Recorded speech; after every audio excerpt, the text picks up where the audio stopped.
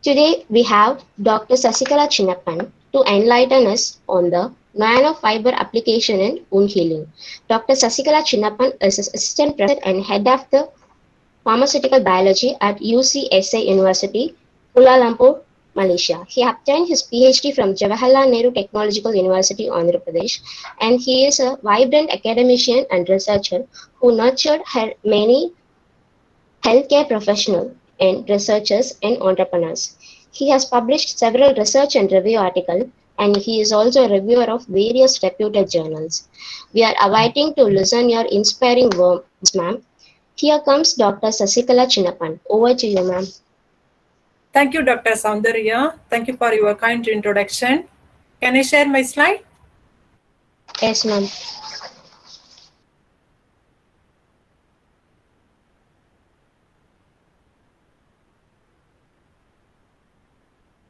Okay, can you see my slide?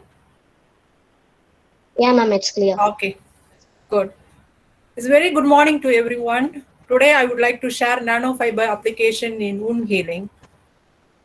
Before starting to our presentation, first I declare my disclaimer. The opinion and view of these presentations from my personal experience do not constitute the opinion or recommendation of UCSI University. Okay, first let me start with the history of wound management. The history of wound management is the history of humankind. Actually, it is the evidence of human revolution. Clay tablet is one of the oldest medical manuscript. In olden days, the people were used the clay to write the information. One of the first oldest manuscript clay tablet was described the healing gesture. It described about how to wash the wound, how to make the plaster, and how to bandage a wound. Okay, that much important they gave for wound management in olden days. Wound. We all know wound is a type of injury. When the skin is tear or cut or in puncture, it can able to make a wound, right? There is a two different type of wound. The first one is the acute wound. If any wound is with a minimal injury, with a minimal bleeding, it easily can curable. For example, if any abrasions or any small cut, that can lead to the acute wound. The second type is the chronic wound. Chronic wound actually take longer time to cure, and also it's open prolonged period of time. For example, if any infectious wound or any ischemic wound, okay, any other ulceration, that also can able to make a chronic type of wound. So we see what are the type of chronic wound. One of the major chronic wound is due to the metabolic disorder. We all know diabetic wound, right? And next, pressure ulcer. This ulcer is due to the bedridden patient or any patients are bound with the wheelchair. And next, swelling and ulceration in the lower leg, or sometimes any disease in the vein or artery, which can able to stop the blood supply to any particular part of the organ, that also can able to make the disease, especially chronic wound. Okay, so finally, if anything injury or accident or any surgery, that also can able to lead to the chronic type of wound. Okay, there are 4 stages of wound healing: chemostasis, inflammation, proliferations, and remodeling. When you see the first step, hemostasis, when the wound happened, immediately our body system will be react to stop the blood. Okay, so it can able to make a clotting in wound area. That is the first step. And second, inflammation. So during inflammation, the fluid or proteins are migrate into the wound area. During the period, actually it will be prevent any infection. And third, proliferation stage. During this stage, you can see the production of collagen or extracellular matrix that can help to close the wound. So finally, the remodeling stage. During remodeling stage, there is a remodeling of type 3 collagen into type 1 collagen that can help to close complete wound. When you see the prevalence of chronic wound, the treatment of chronic wound is actually a major concern among the patients and clinicians, because this type of chronic wound can affect the quality of the life. Currently, the estimated 6 million people are suffering from chronic wound in worldwide. Particularly when you see the Indian community, the chronic wound actually 4.5 per thousand populations they are affected with the chronic wound. Okay, so but when you analyze the acute wound, it will be double 10.5 per thousand population.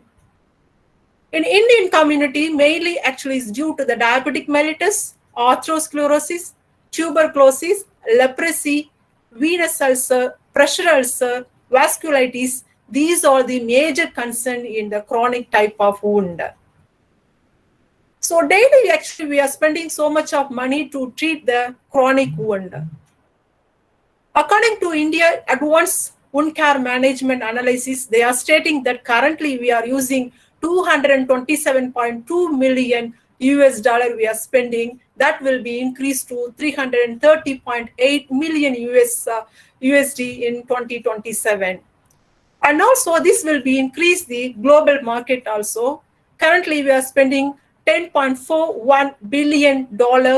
Now currently we are using. That will be increased to $16.81 billion in 2021.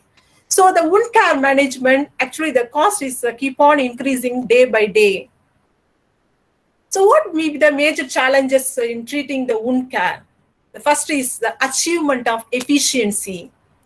Because till now, we don't have any ideal treatment for chronic wound. So making a very good wound care management is very difficult. The second is cost. This is a chronic type of wound. So we need to spend more amount of money for a prolonged period of time. And next, to decrease the hospital acquired conditions, like so many people are actually getting pressure type of ulcer, bedridden ulcer, or surgical site of infection. These are the other major challenges. And finally, so improving the patient compliance. So you see in the market, you all know there are different type of products are available. Okay, you all heard about the gauze, film, fiber, hydrogel, hydrocolloid, foam, alginate. Yes, this all can manage the wound. But the thing is, there is so many advantage behind this type of treatment. Okay, one is the frequency. We need to increase the frequency of application. And second, this type of drug also can able to cause the skin irritation, and also sometimes it will be painful. Apart from this management, we are using bioengineered tissue substitute also. We are introducing the cadaver cells to the wound, chronic wound. Yes, it can able to promote the skin growth, and also it can able to create the moist environment around the skin. It can able to help to close the wound. But the main disadvantage of this type of therapy, one, this is costly because more than 10,000 USD we need to spend. Okay, and also host rejection. And the next is actually the lifespan of the cells are very, very minimal. That is the main disadvantage of bioengineered tissue substitute therapy. And next, other debridgement. Debridgement, we are using a surgical instrument to remove the hardening of the wound. But when we are remove the cells in the wound area, actually it will be very painful. Okay, and also the more bleeding you can observe during this type of treatment. And next, platelet growth factor technology, because nowadays they are making as an ointment, but this type of therapy also is very costly. Okay, so yes, it can able to stimulate the wound healing by increasing the cell proliferation. But the thing is, as I said, it also can able to cause the skin rashes and also is very costly. And next is the VAC therapy. So VAC therapy, we are introducing the negative pressure to the particular wound area. It can help to close the wound. Okay, but this therapy is very costly. Okay, so more than 6,000 USD we need to spend per month. Okay, and next, finally, hyperbaric oxygen therapy. So usually they keep the patient in the chamber, oxygen chamber. They supply the oxygen. So this oxygen actually is helping to close the wound. But the main disadvantage of this therapy is it will be affect the ear because of the pressure changes, and also it will be affect the lungs. That is the main disadvantage of this type of therapy. Okay, so when you can observe, we have some marketed available treatment, but there is some disadvantage. Do you think we have any ideal drug? If ideal drug means what is the quality does has?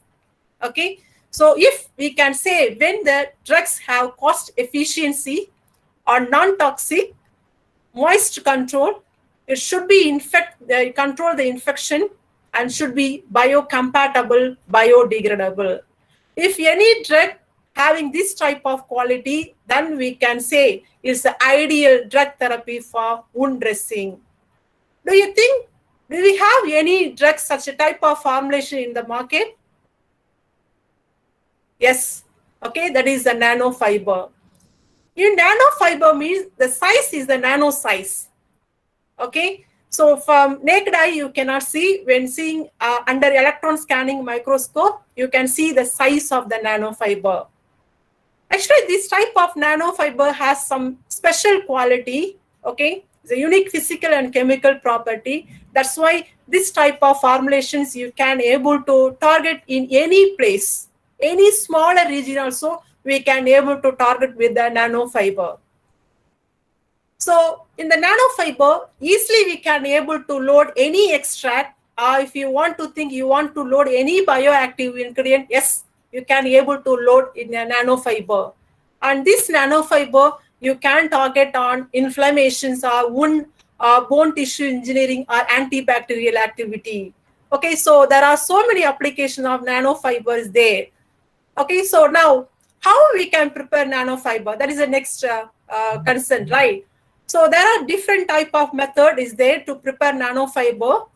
We can use melt processing technology or polymerization technology or electrospinning technology.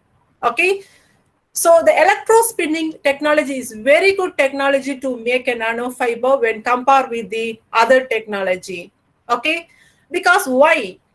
By using the electrospinning technology, we can use any poorly soluble substance also. You can able to make a nanofiber. Okay, it can able to incorporate with the polymer. You can make a nice nanofiber. Also, any type of polymer you can use in the electrospinning technology. This is also is a low cost when compared with the other preparation.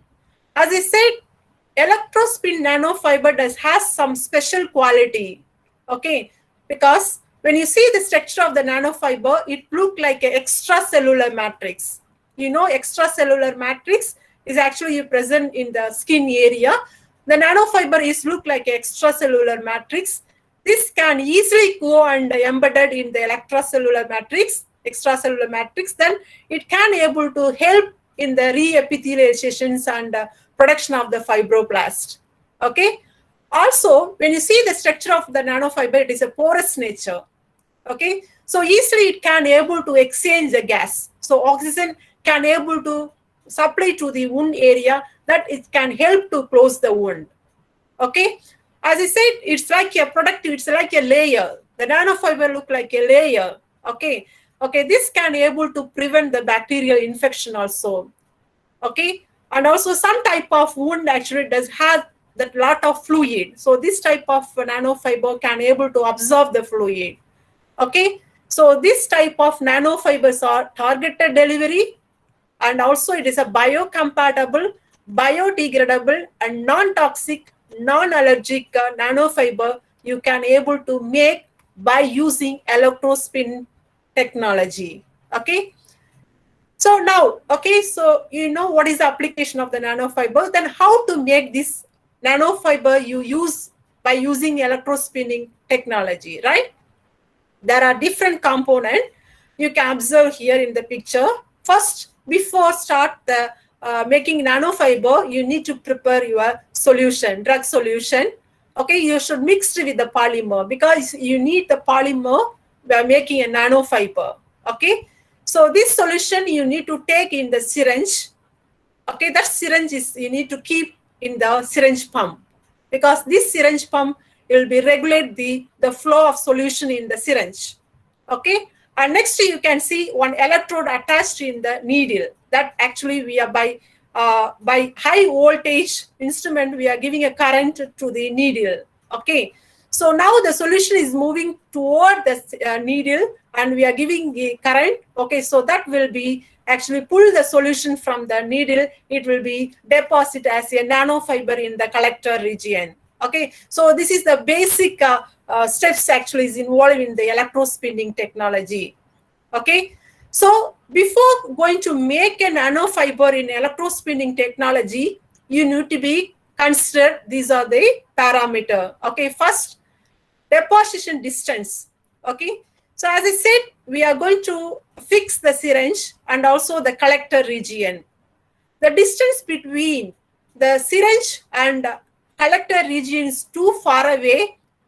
They cannot able to deposit the nanofiber in the collector region. And also, if you are keeping very nearby the syringe and the collector regions, if you are keeping is near, so what happened? The nanofiber will be keep on deposit in one area. Okay, so it look like an arching effect. Okay, and next you need to be consider the polymer concentration. If you are using higher viscosity, high content of the polymer, okay, definitely it cannot able to move through the needle. It cannot able to make a nanofiber. Okay, the same way, the viscosity of the solution is very less.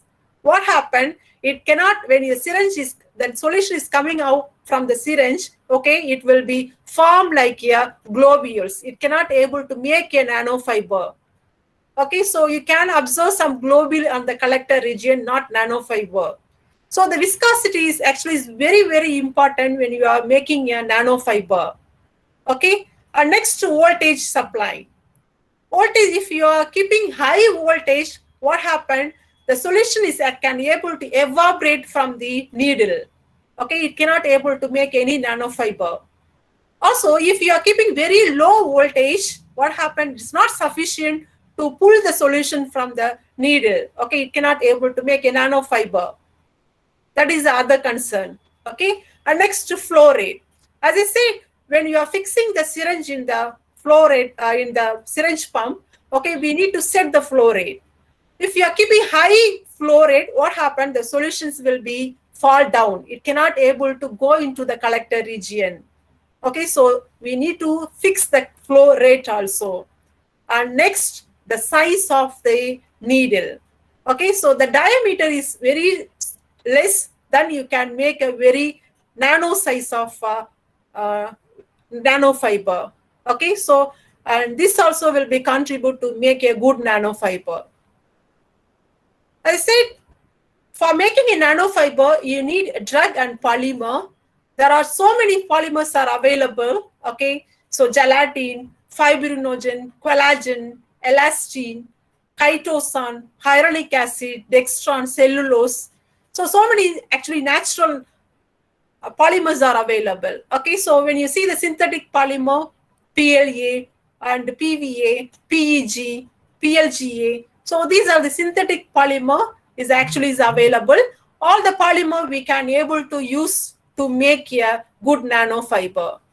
Okay, so now when you see the research behind the electrospinning actually is keep on increasing. For example, we see some of the example with the electrospinning nanofiber.